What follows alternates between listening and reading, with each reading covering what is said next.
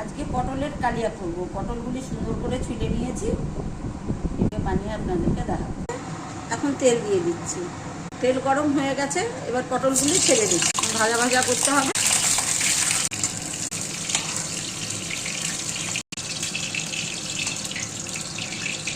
ছোটো করে দিয়ে দিলাম, কালো জিরা দিয়ে দিলাম,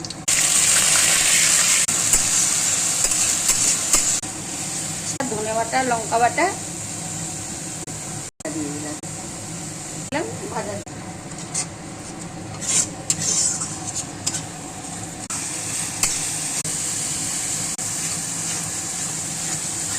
চিনি দিয়ে দিচ্ছি, পরিমাণ মতো জল দিয়ে দিলাম, কারণ পটলগুলো সেদ্ধ হবে।